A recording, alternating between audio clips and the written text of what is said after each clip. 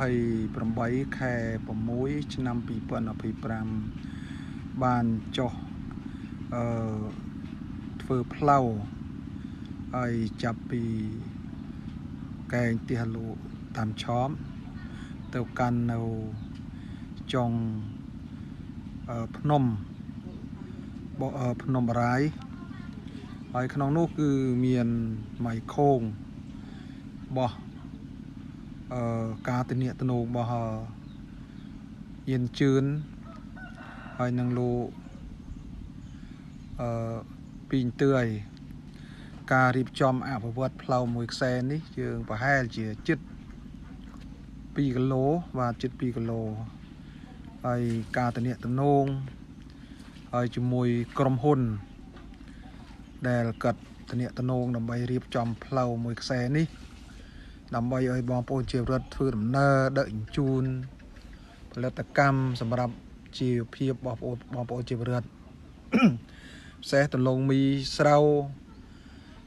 ដំណាំដាំដុះគ្រប់ប្រភេទសម្រាប់បងប្អូនជារដ្ឋនៅក្នុងភូមិននអែមឃុំកដូនស្រុកអង្គរជុំខេត្តសៀមរាបការអភិវឌ្ឍផ្លូវនេះគឺបានធំធេងមែនទែនការចំណាយថវិកាបើគិតជាច្រើនថវិកាណាប៉ុន្តែការមនោសញ្ចេតនារបស់លោកយិនជឿនហើយជាមួយពីងទឿយដែលគាត់ធានាទំនោរអ្នកសំសួនពិសេសគឺអ្នកមានគ្រឿងចាក់បាទអ្នកមានគ្រឿងចាក់សម្រាប់អភិវឌ្ឍផ្លូវមួយខ្សែនេះខ្ញុំជាតំណាងឲ្យភូមិននអែមគឺសប្បាយចិត្តរីករាយមែនទែនដោយបានឃើញលោកស្រីដែលបានរៀបចំផ្លូវមួយខ្សែនេះខ្ញុំសប្បាយចិត្តរីករាយណាស់ហើយបានឲ្យបងប្អូនជាពលរដ្ឋដឹកជញ្ជូនធ្វើដំណើរឲ្យបានស្រួលជូនដល់បងប្អូនជាពលរដ្ឋនៅក្នុងភូមិននអែមឃុំកដូនស្រុកអង្គរជុំខេត្តសៀមរាបនេះហើយសូមជូនពរឲ្យអស់លោកស្រីដែលបានចំណាយពេលវេលាហើយចំណាយថវិកាយ៉ាងច្រើនបំផុតដើម្បីធ្វើផ្លូវនេះ